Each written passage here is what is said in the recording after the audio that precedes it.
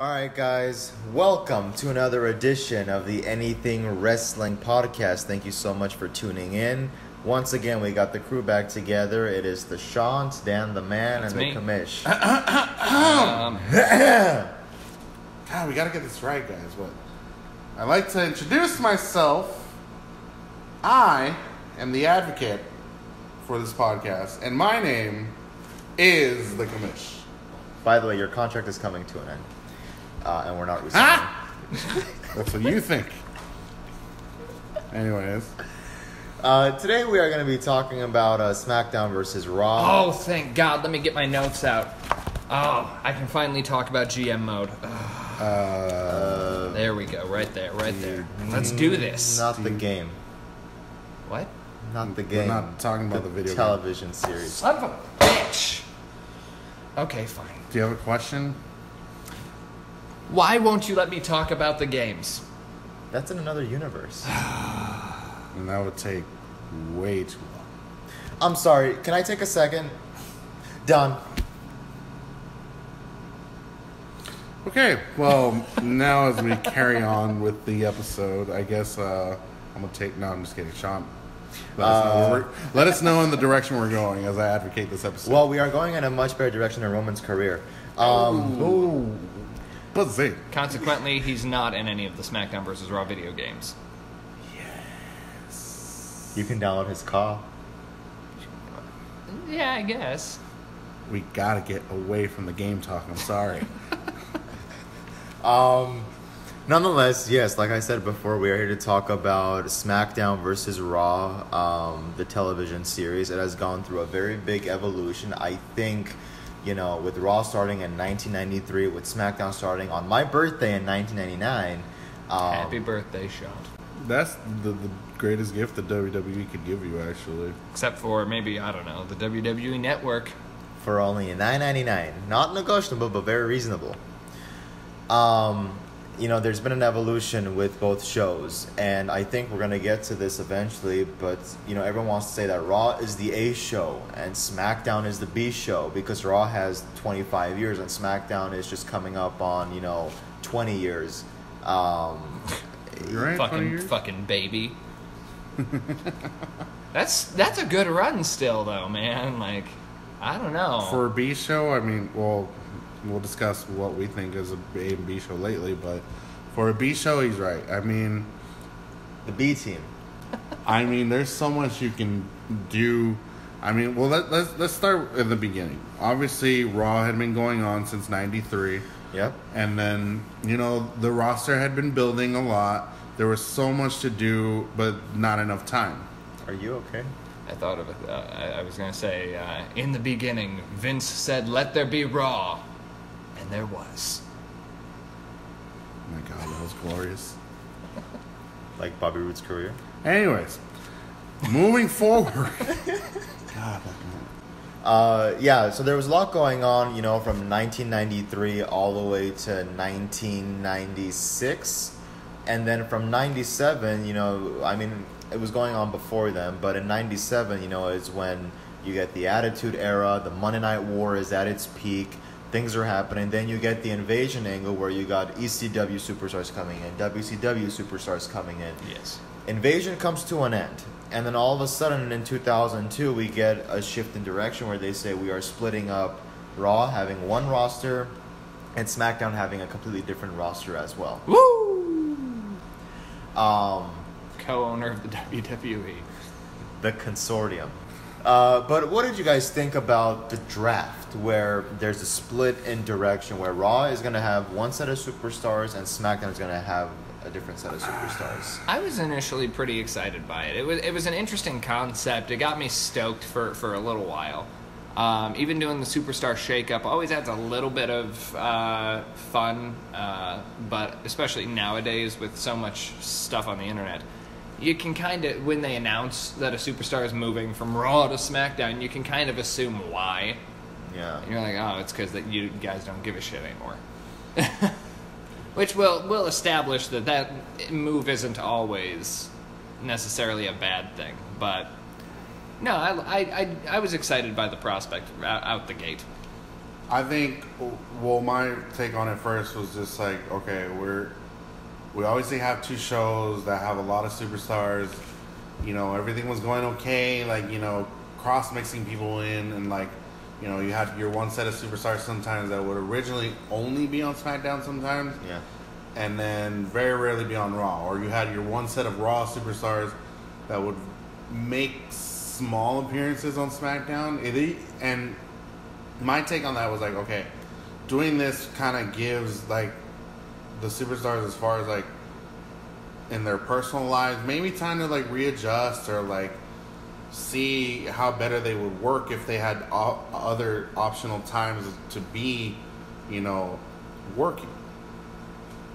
With the draft, I kind of thought of it also like with many other popular sports, like, okay, you're getting the best talent on the right side or the opposite side. I don't want to say wrong side, because obviously SmackDown was still a good show. Yes. It had good superstars, and obviously you wanted what was best for business overall.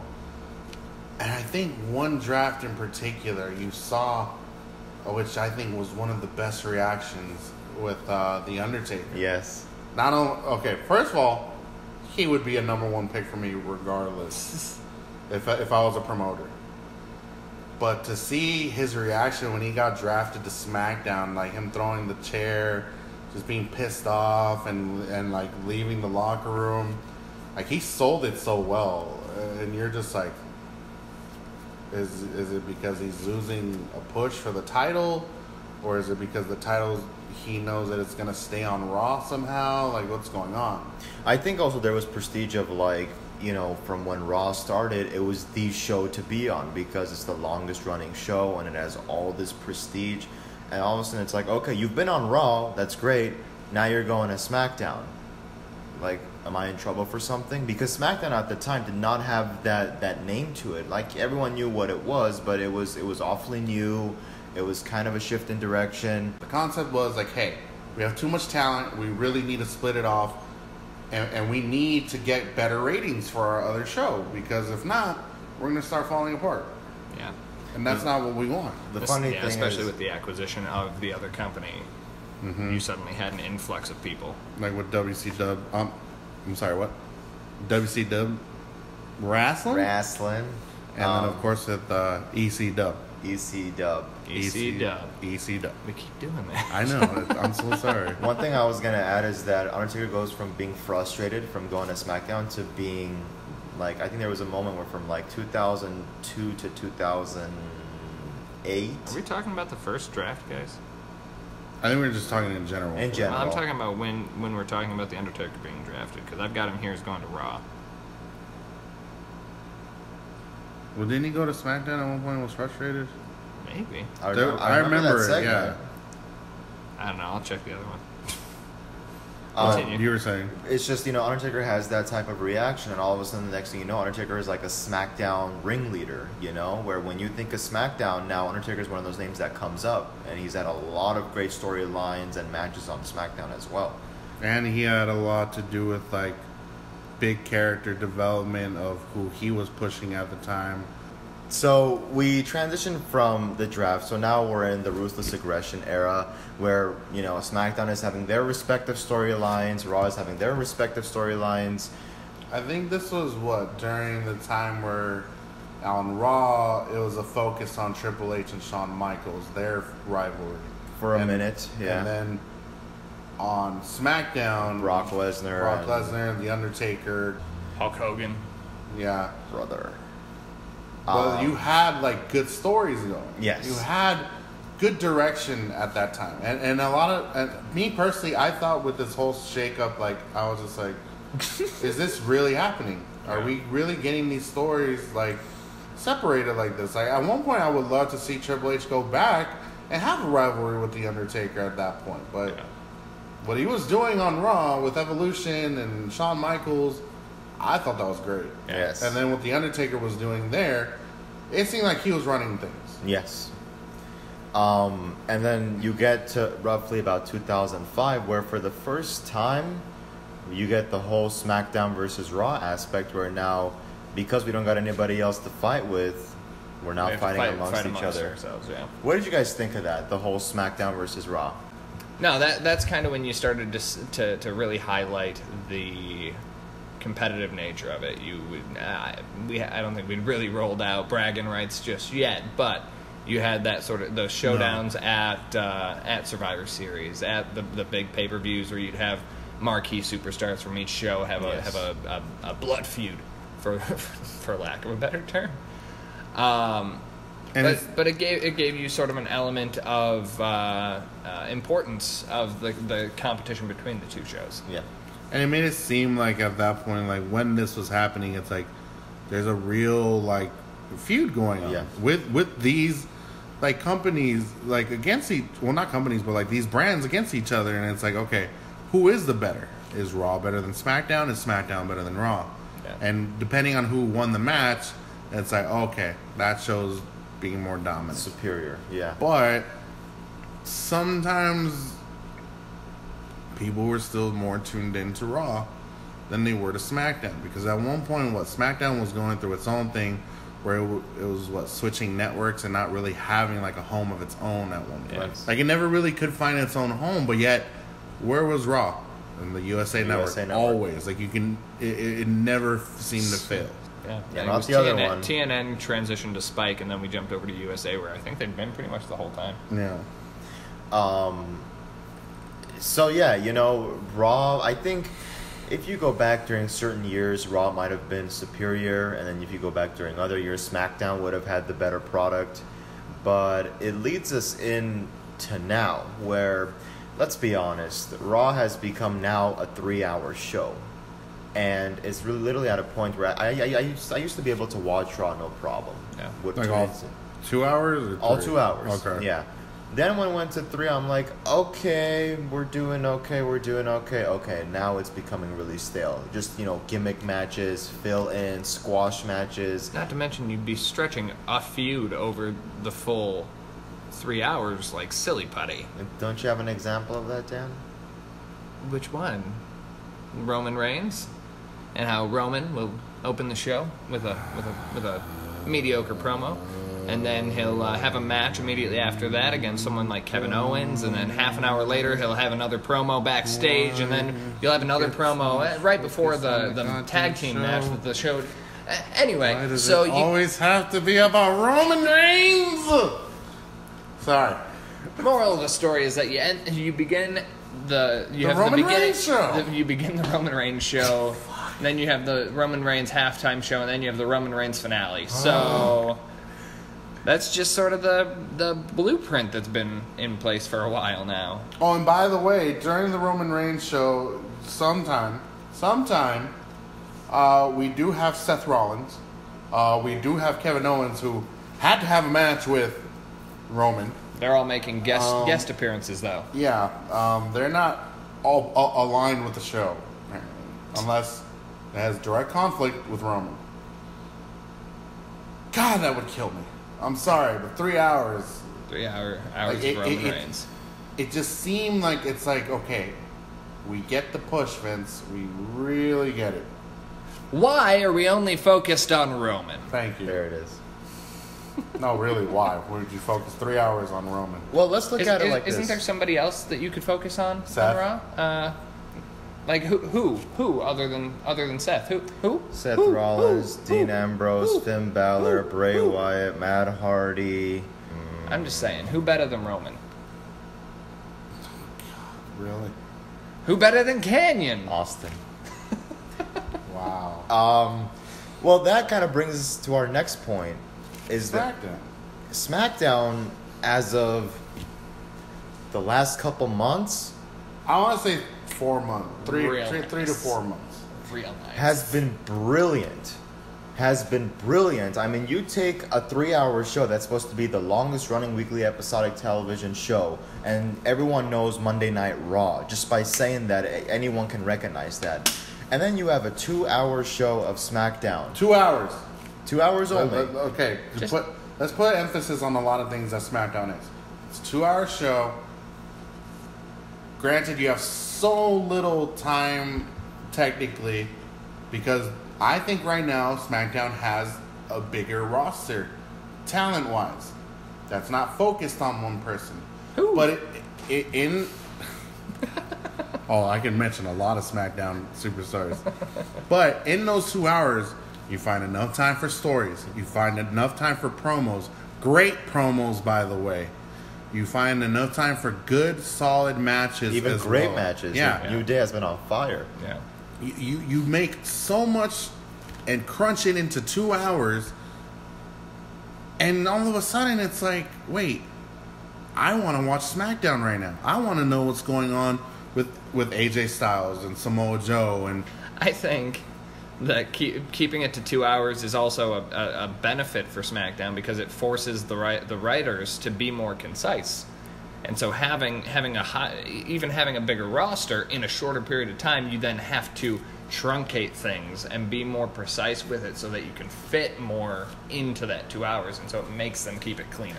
I think adding that pressure to the writers on SmackDown to do that has been the good consensus to build a better show right now. Yeah. Because honestly, like I think in the last 2 months, I've never been as focused on SmackDown as I have prior years. Yeah. I think one of the biggest problems, and this is not a direct conflict with Stephanie or Baron Corbin or Kurt Angle or whoever might be an authority figure per se in storyline, is that Raw usually opens up with this 20-minute segment of either Stephanie or a Kurt Angle or someone coming in. Welcome everyone to Monday Night Raw. We don't need a special guest host. The best part about Paige was that so she retires, and when honestly what I felt was that the very next day when they're like, oh, SmackDown General Manager, I'm like, okay, you're trying to beat a dead horse at this point. You're trying to still make sure that Paige is relevant. But their execution of her as a SmackDown General Manager, I think, is brilliant because she doesn't take up 20 minutes. Yeah. If she has to show up, it's very quick, it's to the point, and she goes backstage and she's not taking any of the spotlight away from the superstars. She's kind of doing what prior GMs on SmackDown have done. Like, there's been some GMs that would just throw it all out there that I'm in charge of the show, Teddy Long. But then you get Paige, she's like, okay, if I have something to say, I'll come on, I'll say it, I'm out. Let's keep going. And I think that's a side effect of her upbringing, because she comes from a very traditional British wrestling family background, and so they focus on brevity and making sure you stress the importance of things. And so she comes out and she cuts these short promos that, like you said, get to the point. And it's because she wasn't raised to focus on fluff.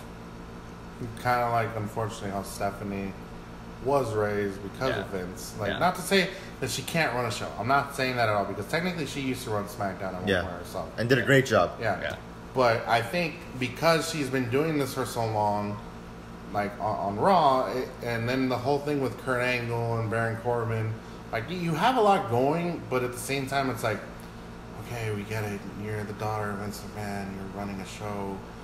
You're appointing a new GM. You're giving one GM like vacation time.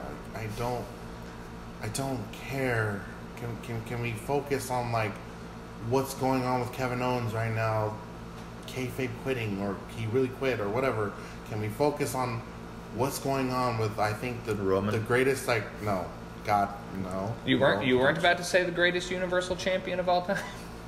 First of all, how dare you?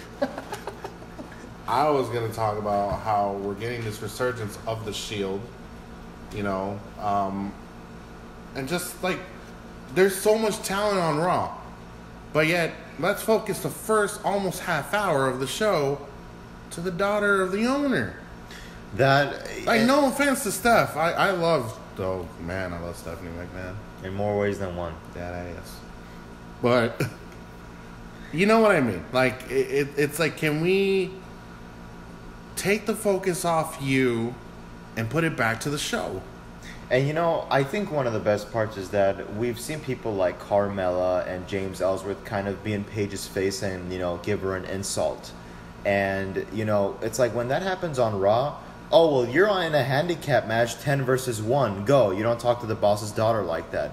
It's like you said, you kind of start beating that dead horse. With Paige is like, she can take the insult and she can fire something back at you. And it's like, oh, like, it turns out to be an actually very decent segment as opposed to, I'm Vince's daughter. You insult me. You're in a handicap match tonight, Or I'm going to smack you across the face and exactly. be very unprofessional. And you can't hit me back because it's the PG product and, men don't hit women. You have a lot, like, in that. And my thing is, with this, it's just that I think because of Paige's upbringing, like, I think it's great that they found someone that, like, and I know it's in her that she really wants to compete. Yeah. But it's also in her new current role, like, hey, I really have to bring a really good show on. Yes. I as much as I want to be a part of it, here's how I'm contributing by being a part of it. I'm giving you great matches. I'm giving you the right promos to watch, and I'm giving you the right superstars to come out, cut their promo. If they have to fight, I'll let them, and then I'll get someone to clear it up, whatever. But on Raw, it's like, okay, oh my God, I'm Stephanie McMahon. You insulted me. Well, now I'm going to put you through the ringer on purpose and go. Which is an abuse of power. Exactly. And it seems like because of that, we're not getting the show we deserve with Raw. Yeah. We're getting it more with SmackDown, and I think we do deserve a good show with both brands, especially since Raw gets that extra hour. But unfortunately, like I was telling Sean, the first half hour is dedicated to her, and she was never like this. Yeah. I think also one of the key things that SmackDown now is doing a good job of is paying attention to what stories do we have on the table right now. Because with Raw, it's like, oh, person A versus person B, week 1, week 2, week 3. What happened to person A and person B? With SmackDown, it's consistent. They're building everything. You look at right now. You got AJ Styles versus Samoa Joe every week. You got Daniel Bryan versus The Miz every week. You got New Day and whoever they're feuding with every week. It's not like they're there 1 week, they're gone for 2 weeks, they're back for 1 more week.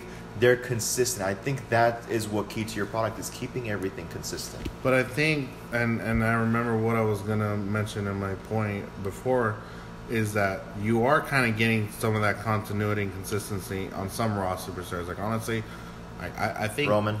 No, God. No, well, you are. Yeah, so He's even pretty though, much the only consistent thing on Raw. Yeah, but I kind of have seen it lately with Alexa Bliss. What's her name that's been recently with her? Mickey? No, not just Mickey. Nia. Ronda. Fox. Yes. Alicia Fox. Alicia Fox. Like, I've been seeing them consistently. And I get it, we're getting the women's push like we deserve. And yes, we're getting a Raw Women's Champion who doesn't deserve a belt or a push yet. But you know what I mean. Yeah. On SmackDown, you have everything perfectly aligned. You have everything from the New Day being Five-time? Five-time WWE SmackDown Tag Team Champions. And you have that going. You have AJ Styles and Samoa Joe and They're SmackDown Tag Team Champions. And their rivalry building as well, because it's getting more personal. It's getting more of what they used to be in TNA, but I think they have a bigger stage to perform on now. Or I'm sorry, Impact, or wherever the hell they were together at one point. And then also, I'm going to stir the pot a little with Sean here with the rivalry that's building.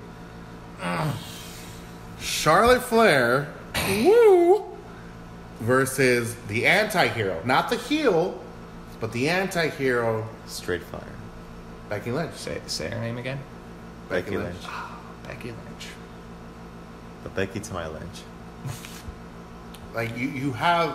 And then, I know there's a lot more going on SmackDown. There is. It's just hard to keep up because it's all great. I want to address this too. Yeah. Talking about the face, heel, anti-hero type of thing is that it feels like on Raw, when someone turns, doesn't matter what direction it is, face, heel, anti, whatever, they don't do a good job of building it. Exhibit A, Nia Jax. She wins the title.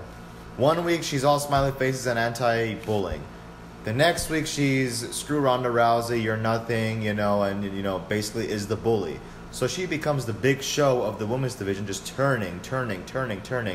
You look at Becky Lynch. Again, consistency. They're paying attention to what the audience is doing. They're paying attention to these characters and what they must be feeling inside. You know, Becky Lynch has all this momentum. She's winning all these matches. Charlotte Flair comes in at the last minute. She wins one match, gets added in, steals the title from Lynch, and Lynch just, I'm not going to forgive you for that. You know, enough of me, you know, kind of sitting in your shadow. I was just going to say, they're not giving them the Bayley-Sasha treatment. What is going on? Okay. I don't get what's going on. Let's hold that for a second, because I want to go back to Becky and Charlotte. The thing with that, too, is you have Carmella adding into those two, because it's like, okay, granted, I have to vacate the title to you guys so you guys can do your thing, but she's playing it off so well, like, hey, I had a hand in turning two best friends on each other. They're paying attention to her, because I feel like at first it would be, okay, now the focus is on Becky and Charlotte. You know, Carmella, you're in catering. Yeah, it would be as soon as they took the belt off her. If this were Raw, as soon as the belt's off Carmella, she's out. Yeah. But no, that she's still lurking in the back, like, hey, I might sneak up on you and ruin things even further, or I may be involved in a good, like, three-way, like rivalry. Let's talk about Sasha versus Bayley. Jesus Christ. At first I think, okay, we might get a squeeze in at WrestleMania, because that card was stacked. Yeah. It was absolutely stacked. So I'm like, okay, they didn't have enough space. The next pay-per-view. Next thing you know, we get to Extreme Rules. We get to Backlash. We get to all these pay-per-views. We get to... This is a perfect actual parallel to Becky and Charlotte, because they tried to do the same goddamn thing with Bayley, and then they quit the next week. And they had Dr. Shelby. Well, I might be going back a little further in time, actually, but they tried to do the same thing with Bayley, where Bayley turned on Sasha, beat the shit out of her at ringside. Which was great! And it was great, and then the next week they just went, oh, that didn't happen. Nothing! It never even happened, and I'm like... They Stevie Richards it. Yeah, but that shows the non-committal mentality of Raw versus SmackDown. Because they know they have something good, but it's not good to their standards. So what are we going to do? Oh, let's just sweep it under the rug. Yep. Let's just, like, not talk about it like the Montreal Screwjob. Let's just forget about it. The funny part is every time I see Sasha and Bayley now, I'm like, someone turn. Someone please turn. Do it already. It doesn't have to be in the middle of the match. It could be if they lose, and I hope they lose another match. They lose, they keep on losing. I'm like, okay, we're going to get an attack. No, we cut to something else. Not even that. It's just like they're just there. They're sad. They hug it out, and they walk back up the ramp. And I'm like... They didn't even give them the Team Hell No treatment. I'd like to see Bayley and Sasha both get shoved over to SmackDown. Ooh. I'd like to see Asuka come over to Raw as sort of the swap. And I would like to see the 4 horsewomen all working an angle together, because I don't give a shit about Banks and Bayley by themselves anymore. Now I don't want it to happen right now, because I'm enjoying Becky and Charlotte too much. But that's what I think needs to happen to make those two even interesting again. Because it's getting boring. I think that the ship has kind of sailed. We gotta wait for it to come back to dock before the Boston Hug connection. I just don't like it. It's crap to me. I also think one of the biggest problems with Raw, SmackDown not as much, but with Raw is exploitation. Yeah. When they try to dig something up from the past and just try to revitalize it and just shove it in your face again. Exhibit A, the This Is Your Life segment from last year. The Dr. Shelby segment from Therapy. Yeah, that's all these two have had, is just old segments that worked. Exactly. And they didn't work. It's like no, we can't be doing that anymore. Come up with new ideas, and SmackDown has been doing that. Are we going to have one of them throw the other through a plate glass window? I wouldn't be surprised. I wouldn't either at this point. I'm so mad that I put that into the universe. Oh, God.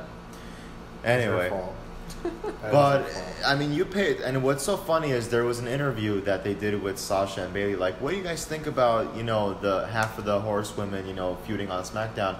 oh, they were never really real friends to begin with. They're not like us, and they just hug. I'm like, This is so stupid.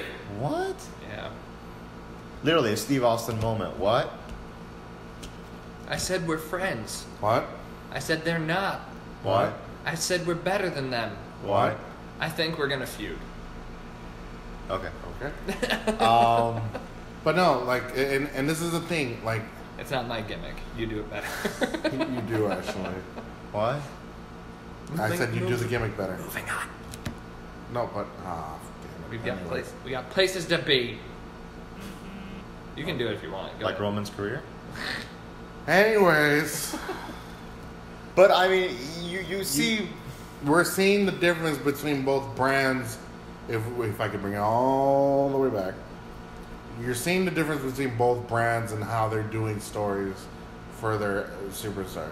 And I'm sorry, SmackDown is now becoming the more dominant show without the need of an extra hour. Yeah, their storytelling is better. I'd like to look at the list of the respective writing teams, because I feel like you'll see fresher minds on the SmackDown team, while you'll see some of Vince's yes men filling Yes. out Raw.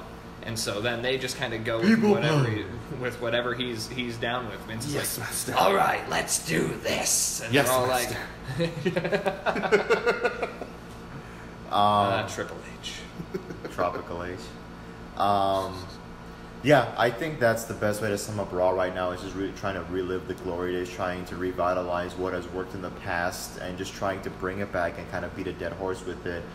You know, with SmackDown now, it seems like if someone is getting a push or whatever, it's happening at just the right time. Whereas opposed to Raw, it's like, why didn't we do this earlier? Why can't we, wait on this? And like, again, I go back to the Roman and Strowman thing.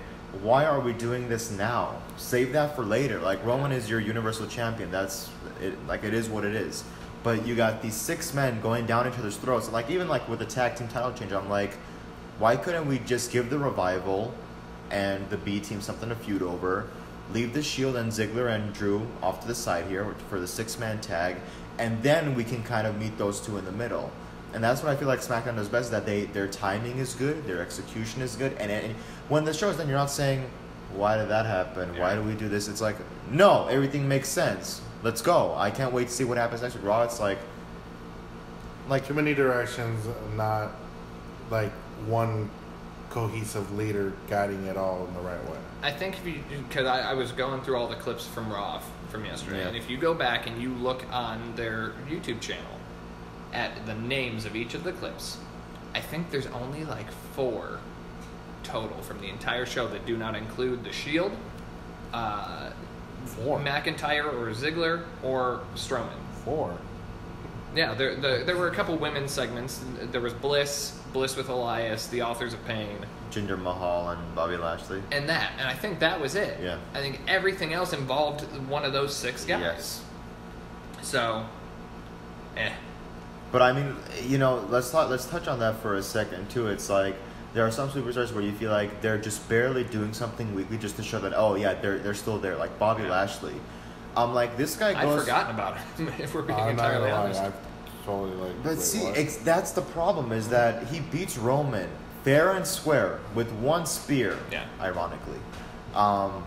And then all of a sudden he doesn't even have a match at SummerSlam. He's becoming a comedy act. And with yesterday, I'm like, what the hell was that? A therapy thing between him and Jinder Mahal? Like, what are you guys trying to do?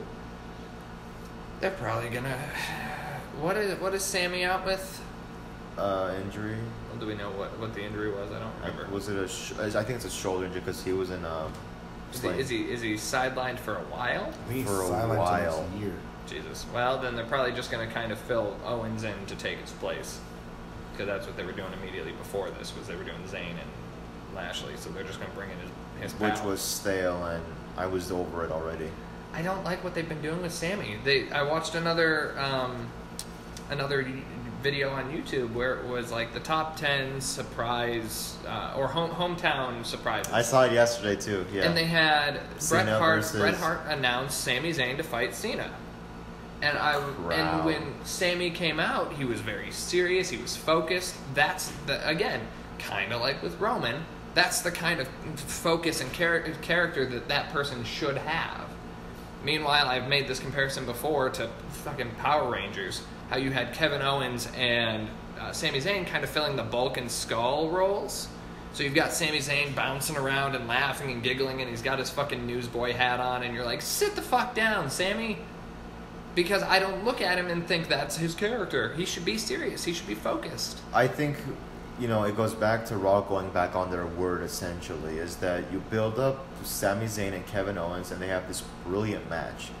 Then all of a sudden, they're together. And it's like with Sasha and Bayley again. Mm-hmm. Okay, we're doing good. Okay, Bayley attacks Sasha. Oh, but we're going back on our word. Because that started at Royal Rumble, didn't it? They started to plant the seeds of issue between the two, and then now we've kind of Christ, since the Royal Rumble? Yeah. It's been 9 months. What the hell have you been doing? Yeah. So I think with SmackDown, if they say they're going to do something, not only do they do it, they kick it out of the park. Because they commit, and then they feel it out, and they make adjustments versus canceling it. But even then, I think SmackDown lately has been taken, more serious as far as, we really have to do better than Raw now. Yeah. Because we're on a roll. If we're filling out a story this week, is it going to make sense to do this? Yes, no. Is this going to work for it? Yes, no. They're more focused on that. Yeah. Where Raw, it's like, we have so much going on, and it's great. And it's like, no, you have too much going on, and I don't know what to focus on, and yet you have crap, and then it's like, and the show's over, and I don't know what the hell I just watched for 3 hours. I don't even want to see what a idea board for Raw would look like. Oh God! Because I feel like you'd have 3 central points, and then one of them would have 38 other branches, and you're like, so from that story, we're just gonna drive all these other things. Okay. And we're gonna fit it into 3 hours. I also want to touch on this real quick. Was Raw 25? Yeah. We were going into it thinking, oh my God, all these legends are coming back, and you're gonna have the new superstars. I'm gonna be very honest. Raw 25 was very, very, very lackluster. Yeah. Raw 1000 was a billion times better. And that makes us sad because it's like this has been the longest running episodic show in television history, and this is what we get after 25 years? That's what I'm saying, is that the name and the prestige is going to get you only through so much. Yeah. Once, okay. You have to actually deliver. Exactly. I mean, you look at Raw 25, that Steve Austin segment was brilliant. I think it's the most talked about thing. It's because you not only relive the nostalgia moment, and that's what saved Raw. But that was it. It's because after that segment, it's like, okay, what are we doing now? Oh, let's get the Click. Let's get the X back. Which was fine. We'll introduce Balor Club, and then we'll also have them form their own 2018 Click. And then everybody will kick the shit out of the Revival. Yeah. And you see, that's the problem. That is the problem, is that you want to get a reunion together, that's fine, but when you do it at the expense of someone who's trying to build up their names, you bury it. Exactly. But they treat it like it's giving them a rub, and it's not. It's just making it bad. Anyway. Especially because I don't think the Revival was even being focused on at the time. Now it's an on and off deal where they're there 1 week and they're not really there the next week, and they're there the next week. Seems like the Revival could use a revival. Huh? Anyway. As we wrap up here, any last minute thoughts? Get a better writing staff on Raw. Or maybe you guys should have a draft of your own with your writing team. That's a good idea. Mix up some of your writers from SmackDown. SmackDown. No. Promote some of them. SmackDown. Whatever you're doing, keep doing it. But Raw, if you need a writer, look no further than right here. I think, again, SmackDown, whatever you're doing, just keep on going. Don't think that you have to revert back to doing something from the past, or that you're going in the wrong direction, because I think the overall reaction just on YouTube comments and people like us doing the podcast has been pretty much positive that SmackDown, just keep going. It's great. It's better than Raw. Raw, first of all, this is not going to happen. Chop it back down to 2 hours, really. Like, it's at a point now where it's just dragging. You have pointless segments, and essentially they're fillers. They're not even pointless segments, they're fillers. Yeah. We have a third hour. How do we fill it up? Gimmick matches, jobbers, squash matches, storylines that don't go anywhere. SmackDown, it's whatever is vital to the product, it's going to be showcased over the next 2 hours. That's it. So, yeah, I mean, again, I think another big thing is, you know, reassemble the writers, really, because, you know, you're catering, you think not all your audience is, you know, 5-year-olds who don't understand. We understand, we're intellectual. We get it when you do something that it's someone getting a punishment or whatever. But, long story short, get your shit together, really, because it's pathetic. Just get your shit together. Exactly. That's it. Yeah. So, there you go, guys. We just reviewed SmackDown versus Raw, and kind of gave our thoughts on the evolution from the early days of the draft all the way to, you know, the Survivor Series matches of Raw versus SmackDown, bleeding over all the way to today's, you know, kind of TV weekly programming. So there you go. Thanks for joining us, and we will see you all